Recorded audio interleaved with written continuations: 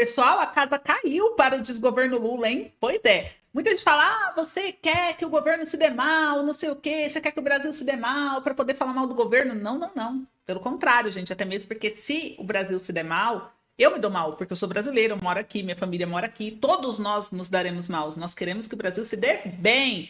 Nós queremos que o Brasil se erga, né? Que a economia melhore, que tudo melhore para todos. É isso que a gente deseja.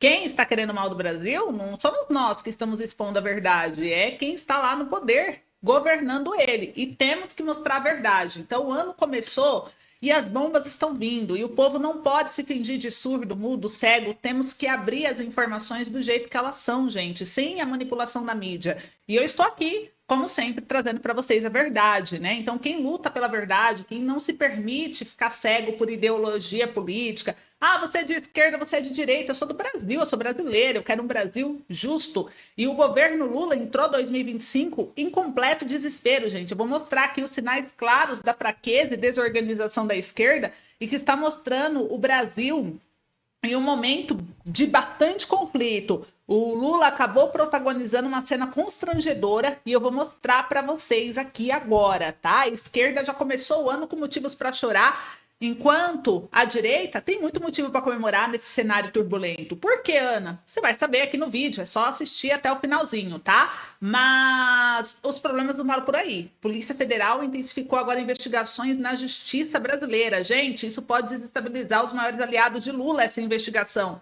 O que parecia ser um início de ano tranquilo para o governo se transformou em um verdadeiro pesadelo político e as evidências começaram a se acumular. O Brasil está atento, as máscaras podem cair a qualquer momento e a pergunta agora é: quem será o próximo a sucumbir nessa crise que só cresce, hein? Então fica comigo, você não pode ficar de fora dessa análise não, eu vou trazer uma análise completa sobre várias notícias que saíram aqui hoje, vamos trazer todas as informações em detalhes, tudo que acontece nos bastidores da política brasileira e também internacional. Então já deixa o seu like aí, se inscreve aqui no canal, ativa o sininho de notificação para não perder nenhuma atualização. Compartilhe esse vídeo com seus amigos para que mais pessoas saibam o que está por vir. E o ano, gente, está apenas começando. Você merece saber de tudo em primeira mão. Bem-vindo, bem-vinda. Bora lá para as notícias. E eu já começo aqui com a primeira notícia bem polêmica, né? Vamos falar aí dos países que reconheceram Nicolás Maduro como presidente legítimo da Venezuela. É bem ridículo isso daqui, mas só para a gente fazer uma análise rápida sobre esse assunto, que eu não poderia deixar de passar, saiu aqui na CNN Brasil os países que reconhecem Nicolás Maduro como presidente eleito. Foram mais de 20 países, né? Segundo aqui a CNN, mas quando a gente vê aqui os países que realmente o consideraram eleito, olha só os países que estão, né? Rússia, Nicarágua, Bolívia, Cuba, Honduras, Rússia, China. Então aqui ele mostra, né? Irã, Vietnã. Então os países que reconheceram a vitória dele foram esses aqui: Sudão, Vietnã. Olha só, né? Só esses países. Os países que enviarão representantes, o Brasil, que pretende enviar sua embaixadora em Caracas, Glivânia Maria de Oliveira, e aqui o México, que mesmo mantendo uma postura neutra após os resultados eleitorais da Venezuela, ele afirmou que não reconhece a posse, mas permanece aí com as relações comerciais e vai enviar também uma representação diplomática para lá, tá? A Colômbia também vai enviar. Ele confirmou que não comparecerá à posse de Maduro, mas não reconhece, mesmo ele não reconhecendo o resultado das eleições, ele descartou o rompimento das relações e enviará à cerimônia o embaixador Milton. Então, é o que está acontecendo. Agora eu quero trazer para vocês uma reflexão rápida sobre esse assunto, que é o seguinte, gente. Olha os países que reconheceram Nicolás Maduro como presidente legítimo. Vocês viram? Rússia, China, Irã, Cuba, Nicarágua, né? Nicarágua, eu acho, Bolívia. Então, esses países, o que eles têm em comum?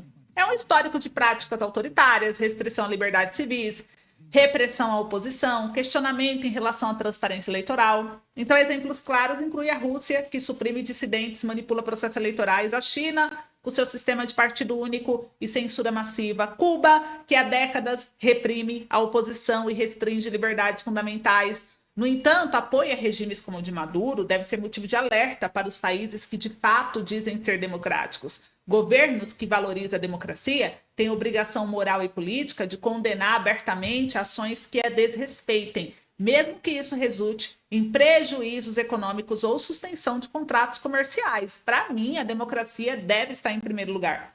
Proteger os valores democráticos é essencial para garantir a liberdade, os direitos humanos, a estabilidade. Aplicar sanção nesses países que tentam burlar a democracia é importante porque isso vai impedindo que outros países que tenham a mesma intenção não vão ferir os direitos da democracia. Um exemplo inspirador de liderança democrática aqui, na minha opinião, não sei se você vai concordar ou não, vai deixando aí nos comentários, vai interagindo comigo, que é uma análise em conjunto, tá?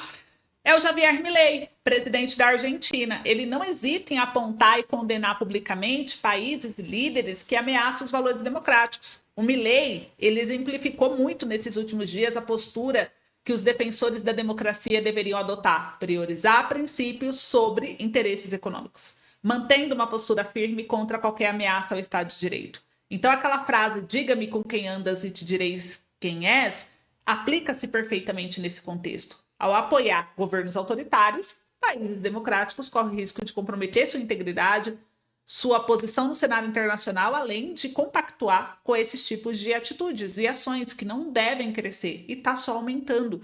Então, as nações que defendem a democracia de verdade precisam se posicionar com clareza e com coragem, rompendo, sim, relações diplomáticas ou econômicas com regimes que contradizem esses valores. A democracia não é negociável. Concordam ou não? Enquanto isso, olha só, uma outra notícia que eu quero trazer aqui para vocês, gente, da Justiça. Saiu aqui no jornal Mídia News, olha só a matéria. Polícia Federal suspeita de corrupção e vazamento em 14 processos no STJ. A polícia apontou irregularidades, gente, olha só, e ainda não descartou o envolvimento de ministros no esquema. Já foram pedidos a prisão de um lobista e o afastamento de 5 servidores. Então isso daqui mostra uma grave situação. O delegado Marco Bontempo listou os processos suspeitos ao determinar a operação da Polícia Federal. A investigação aqui mostra, gente, que os crimes seriam de corrupção passiva e ativa, exploração de prestígio, violação de sigilo funcional e, em alguns processos, a suspeita de mais de um crime. E aqui mostra também, né, o envolvimento do gabinete da ministra Isabel Galotti, então os processos nos quais a polícia apontou suspeitas. Então ele citou gabinete da ministra Nancy, gabinete do ministro Og Fernandes, né? Então a decisão pronta antes chegar a ministro. Então aqui ele fala um pouquinho sobre os processos, o que aconteceu, né? E o que eu quero trazer para vocês sobre essa investigação e que é um ponto que devemos falar a respeito, né? Essa investigação da polícia sobre as suspeitas de corrupção, vazamento de informação no processo superior Tribunal de Justiça, que é o STJ, ele traz à tona uma questão que corrói a credibilidade do sistema judiciário brasileiro. Estamos falando da podridão institucionalizada que muitas vezes beneficia os poderosos, enquanto pune seletivamente os mais fracos. A apuração envolve 14 processos, eu mostrei aqui no jornal agora para vocês, né? 14 processos, gente. Isso é um sinal alarmante de que a justiça, que deveria ser o pilar da moralidade, da igualdade, está longe de ser imune às mazelas da corrupção. Mas será que essa investigação terá um desfecho genuíno? O que vocês acham? Ou será que acabará em pizza, como tantas outras, em um espetáculo de promessas não cumpridas, resultando em impunidade para os grandes envolvidos? Comenta aí sua opinião. A história recente nos dá um prognóstico sombrio. A Lava Jato, por exemplo, foi celebrada como marco na luta contra a corrupção, mas terminou desmantelada com decisões revertidas do STF, sob argumentos que muitos consideram frágeis. A operação revelou o profundo envolvimento de políticos e empresários em esquemas bilionários, mas quando o alcance chegou perto da elite política e judiciária, o sistema pareceu se reconfigurar para proteger seus próprios interesses. Sentenças foram anuladas, réus foram soltos e o impacto da operação foi reduzido a pouco mais de uma nota de rodapé da história. Agora, com a investigação da STJ, é difícil não prever um roteiro semelhante, né? A Polícia Federal, muitas vezes vista como subordinada às vontades políticas e judiciais no STF, do governo, enfrenta um grande desafio: agir com independência e transparência. Porém, a realidade brasileira mostra que qualquer movimento que ameace expor figura de alta relevância no judiciário, na elite política, corre o risco de ser neutralizado. É como se houvesse uma linha invisível que protege os poderosos, enquanto o resto da população é deixado à mercê de uma justiça seletiva. E casos recentes reforçam essa percepção, né? Vocês lembram aí da revisão da vida toda, no âmbito previdenciário? Ela beneficiava milhões de brasileiros, foi inicialmente aprovada pelo STF, publicado acordão na gestão do Bolsonaro, porque o STF não estava preocupado com a economia naquela época. Não estava preocupado como o Bolsonaro ia resolver para pagar a revisão da vida toda. Mas quando o Lula assumiu e começou a chorar as pitangas dizendo que não tinha condições da revisão ser aprovada, rapidamente a revisão começou a ser revista, gerando indignação até hoje. Esse padrão de decisões inconsistentes, de reversões que afeta a população comum, contrasta fortemente a blindagem que figuras políticas e judiciais parecem desfrutar. O problema não é apenas a corrupção em si, mas a estrutura que a sustenta. Enquanto o brasileiro não se indignar de uma forma ampla e consistente, exigindo um judiciário verdadeiramente independente, transparente, as coisas continuarão como estão. A indignação seletiva e a apatia diante das irregularidades permitem que arbitrariedades e a impunidade avancem, gente. Então a frase só não vê quem não quer nunca foi tão verdadeira. O brasileiro precisa abrir os olhos e dizer basta a impunidade e a corrupção que corroem aí a alma da nação, né? Sem pressão popular, sem mudanças estruturais, o sistema continuará a trabalhar contra aqueles que deveria proteger. E a pizza continuará a ser servida, quente, recheada e intocável. Agora, uma outra informação que eu quero compartilhar aqui com vocês, gente, falando já desse assunto de seletividade, né? É o Bolsonaro, que nomeou um novo advogado. Olha só, novo advogado reforça a defesa de Bolsonaro. Celso Bilardi já defendeu o ex-tesoureiro do PT, Delúbio Soares, em empresas de Eike Batista. Ele será um dos coordenadores da equipe jurídica que representa o ex-presidente no STF. Então, aqui mostra, né, que ele estará à frente e é uma matéria curta só para mostrar uma nova defesa aí na questão do Bolsonaro e que é importante a gente refletir também, porque mostra a corrupção política e jurídica no Brasil, que ela tem sido uma constante fonte de desconfiança e descrédito, né? E a gente analisa aí a forma evidente da justiça, como ela tem se comportado de maneira seletiva, parcial, atendendo mais a interesses políticos do que ao compromisso com a equidade. Esse caso do Bolsonaro mesmo.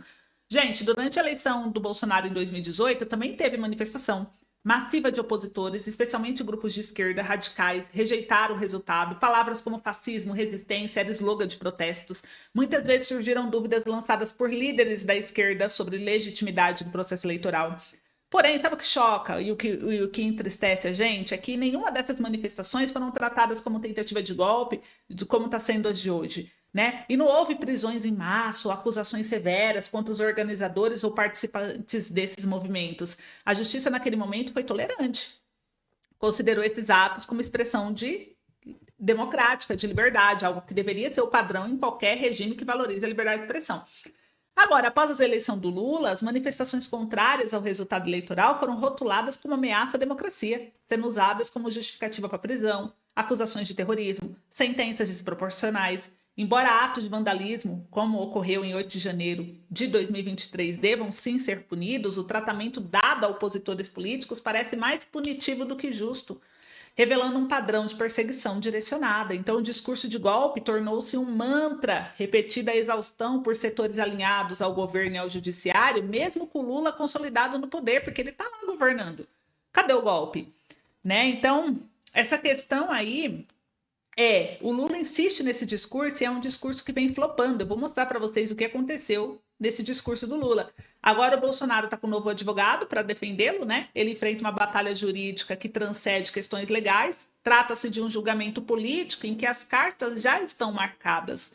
Então o STF, né, ele tem demonstrado aí um alinhamento preocupante com o atual governo e essa postura coloca em xeque a credibilidade da instituição. Vamos analisar. Mas o Lula, olha só, ele flopou, gente. Ele flopou. Ele fica com esse discurso aí, mas é um discurso flopado, né? Vou mostrar aqui para vocês a matéria. Olha só. Ele nessa de golpe, golpe, golpe. Olha o que aconteceu. Flopou. Saiu no Poder 360. Ontem, 8 de janeiro, os internautas riram, debocharam, criticaram o ato vazio de Lula.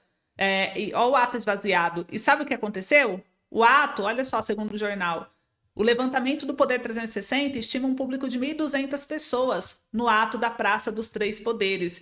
E o governo vem anunciando desde o início do mês esse movimento, né? Então, o governo se manifestou em discurso no Palácio. O Lula minimizou a importância da participação ampla de seus apoiadores e afirmou que só uma pessoa já seria o suficiente. E, olha, flopou, ó. Nem os adestrados acreditam na farsa de golpe. Toma. 8 de janeiro, abraço da democracia. 7 de setembro, ato golpista. Olha o ato golpista. Milhões de pessoas e o da democracia, só 1.000 pessoas. Então, isso daqui, gente, mostra o enfraquecimento, o desespero da esquerda, do Lula, né? Só para vocês verem, esse evento organizado por Lula no dia de ontem marcou aí que ele quis marcar o ano do ataque no Congresso Nacional, flopou de uma forma tão evidente que o desgoverno expôs mais uma vez sua crescente falta de conexão com o povo brasileiro. O ato vazio, amplamente criticado nas redes sociais, revelou não apenas a ineficácia do governo em mobilizar apoio popular, mas também a estratégia fracassada de tentar reafirmar força em um momento de evidente fragilidade política. Então a gente mostra aí, né? O governo Lula, apesar de estar no poder, ele parece em constante luta para justificar sua legitimidade, reconquistar a base que o elegeu. No entanto, as atitudes autoritárias, corrupção escancarada, falta de entregas concretas para a população têm afastado tanto os seus apoiadores históricos quanto os eleitores que em 2022 optaram por ele mais por rejeição a Bolsonaro do que por convicção. Então, gente, a gente percebe aí, né, que ele tenta manter esse discurso como golpe, ameaça à democracia, tentando manter a atenção pública, mas a narrativa não tem o mesmo eco entre os brasileiros. E ele está enfrentando, o brasileiro enfrenta desafios reais, como inflação, desemprego, insegurança. Então, o governo Lula vem fracassando, gente, ele vem fracassando muito, né? E o desespero do Lula e do STF tá muito grande. Olha só, eu vou mostrar aqui na tela para vocês o que aconteceu. Além de, olha só, mais escândalo de corrupção. Firma do novo ministro recebeu 301 milhões do governo da Bahia em 5 anos. Então, olha as exposições que o governo está sofrendo. Então, isso vai mostrando uma queda. Mas agora a pior bomba para o governo. O alinhamento da Meta, que é a empresa do Facebook, com o Donald Trump. Ela provoca um temor no governo Lula e no TSE. Foi divulgado pelo jornal O Globo. O Planalto prevê acionar mais braço da AGU voltado ao combate à desinformação se a nova política for implantada no Brasil. E a Corte Eleitoral prevê judicialização de casos. Gente, a empresa Meta, que é dona do Facebook, Instagram, o Threads, o WhatsApp, com o presidente eleito dos Estados Unidos, Donald Trump, provocou temores no Palácio do Planalto e no TSE de retrocesso no enfrentamento à disseminação das fake news. Na última terça-feira, o CEO da Meta, que é o Mark Zuckerberg, anunciou o fim do programa de checagem de fatos, em vigor há 8 anos, para combater a desinformação. A medida inicialmente valerá para os Estados Unidos, mas já preocupa por ser replicada em outros países, inclusive no Brasil. Então, por hora, o governo Lula tem reforçado que o posicionamento público de defender regulamentação das empresas, que enfrenta resistência no Congresso, e nos bastidores, integrantes da administração petista já fazem projeções sobre os efeitos práticos da medida anunciada por Zuckerberg, que podem tornar a empresa menos cooperativa com as autoridades brasileiras. E isso daqui foi péssimo para o governo Lula, principalmente também para o STF, porque, né, a gente vê aí que o desespero do STF e do governo Lula está cada vez mais evidente, gente. O fracasso e a repercussão negativa do plano de corte de gastos escancarou a tentativa do governo de prejudicar os mais vulneráveis, que foram o BPC, os idosos, pessoas com deficiência, enquanto ele preservava o quê? Os privilégios da elite política. Isso foi um divisor de águas na percepção do governo, que construiu sua imagem como defensor dos mais pobres. Ele mostrou agora a sua verdadeira face. É um líder mais preocupado em sustentar luxos e interesses de aliados do que proteger aqueles que realmente precisam de ajuda, e o elegeu. E o plano de cortes do Haddad dele foi um desastre, mas é apenas um dos exemplos que alimenta o desgaste do governo.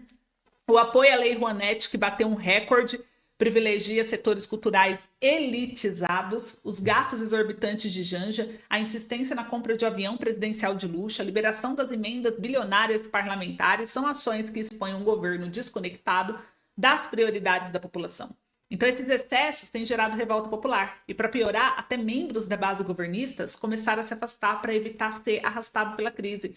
Partidos como o MDB, PSB, União Brasil, que antes apoiavam projetos da esquerda, agora mostram sinais de distanciamento e aderem a uma postura mais crítica. Políticos que antes defendiam Lula estão percebendo que o barco está afundando e começam a buscar alternativas para salvar suas próprias carreiras.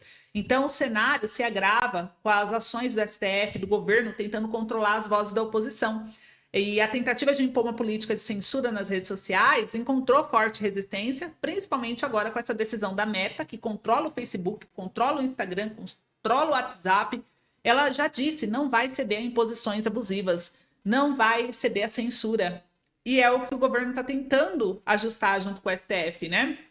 Então, isso, se o STF e o Lula insistir nessa estratégia, eles vão enfrentar agora um dilema grave. Ou eles terão que expulsar essas empresas do Brasil, ou vai ter que permitir que elas continuem operando livremente. Ambas as opções seriam desastrosas para o governo. Mas caso as plataformas como Facebook, Instagram, WhatsApp, Telegram deixassem o país, por exemplo, o impacto seria catastrófico, gente. O Brasil ficaria isolado digitalmente, prejudicaria empregos, o desemprego ia ser grande, muita gente vive da internet, ia afetar transações financeiras, marketing digital, serviços públicos que dependem das redes para funcionar. Esse cenário não apenas inviabilizaria o cotidiano de milhões de brasileiros, mas poderia desencadear uma grave instabilidade social. O isolamento digital também teria consequências políticas profundas. Sem acesso às plataformas, o descontentamento popular poderia crescer exponencialmente, já que a população veria claramente a extensão do autoritarismo do governo. A revolta poderia escalar para protestos em massa e, em casos extremos, até uma guerra civil, com a população se insurgindo contra o governo e suas instituições. A democracia já fragilizada poderia ruir completamente. Então, o que resta saber é até onde o governo e o STF estão dispostos a ir em busca por controle. Então, vocês viram aí que o negócio tá quente, né? Mas o negócio não tá quente só no Brasil, não. Tá fora do Brasil também. Pois aqui o México, um dia após Trump falar em Golfo da América, a presidente do México defendeu chamar Estados Unidos de América Mexicana. Então ela ironizou a fala do Trump. Então começamos a perceber aí que internacionalmente já estão nervos à flor da pele também. Então a gente vai acompanhar de perto tudo isso, mas são algumas tensões que estão surgindo e para desespero da esquerda, agora o Facebook, o dono da Meta, falou que vai tirar, né? Antes a Meta ficava removendo posts, tirando vídeos do ar, parece que não vai mais. Então, tá indo contra o que o Brasil está tentando fazer, que é silenciar vozes. Meta deixou claro, não vai silenciar mais as vozes. Luta pela liberdade de expressão, está se unindo ao Elon Musk.